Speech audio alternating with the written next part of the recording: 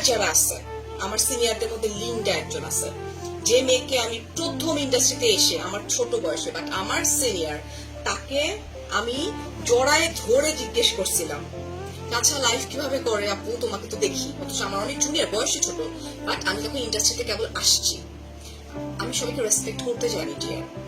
আপনারা কিছুই জানেন না, আপনারা তো শুধু দেখেন, ওই দেখা পর্যন্ত। ভাই আমরা যা সহ্য করি ওগুলার এক ফোঁটা দেখবেন না, কোনোদিন জানতেও পারবেন না যে কতটা ডেঞ্জারাস একটা মহিলা উনি, ঠিক আছে? আমার তো দুইটা জিনিস ভাইরাল হওয়াতে আপনারা আমাকে বলেন অহংকারী, তাই না? জাস্ট স্লিপ অফ টাং কথা বলাতে আপনারা বলেন আপনি তো অহংকারী, বাট এই মহিলা যে কি ডেঞ্জারাস এটা আমরা জানি, ঠিক আছে? উনাকে নিয়ে কথা বলার কিছু হয় নাই, ট্রাস্ট মি, উনারে নিয়ে কথা বলতে গেলেও আমার বমি আসে। মানুষের একটা লেভেল থাকতে হয়, একটা স্টেটাস থাকতে হয়। মানুষের কাছে এখনো কাজ চেয়ে চেয়ে বেড়ায়, সেই প্রমাণও আমার কাছে আছে। এখন কি এটা কি হয় কখনো যে আমরা এখন সবাই সেই প্রমাণ দেখানো শুরু করবো? না, ওকে ফাইন, তুমি করো। আল্লাহ তাআলা রিজিকটা ধার্য করে রাখছে, এটা কিছু না। আর সবচেয়ে বড় কথা কি জানেন, আমার একটা কষ্টের জায়গা কি জানেন, আমি কিন্তু ব্র্যান্ড প্রমোটার এখন আর নাই। আমি আমার যখন হাইট ছিল 2023 সালে, হাইটটা যখন আমি লাস্টের দিকে, আমি ওই সময় ডেক্লার দিয়ে আমি ইন্ডাস্ট্রি লিভ করছি। আমাকে কোথাও কোনো কাপড় চোপড়ে দেখেন আপনারা, বলবেন তো তাইলে? আমি তো কারো লাইফ করি না, আমার তো দরকার নেই টাকা পয়সার। আমি যেটা চাই, আমার বিজনেস, এইটা 1 টাকার বিজনেস যদি হয় সেটা আমার বিজনেস, আমার নিজের, আমার নিজেই রানি, আমি নিজেই সবকিছু। ইউ কান্ট ইমাজিন, আপনারা ইমাজিন করতেই পারবেন না। আমরা তো ভাই একটা প্রোগ্রামে, এই মহিলা যে প্রোগ্রামে যায় অন্য কেউ যাইতে চায় না।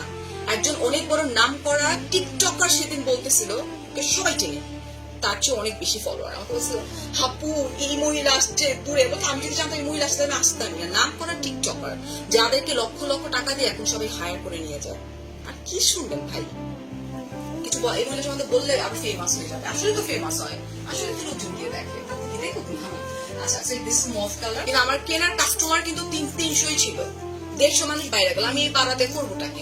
এইসব গল্পগুলো আমার এই ফেক অ্যাকাউন্ট ওপেন করে আপনারা তো জানেন কমেন্ট করার অপশন আছে।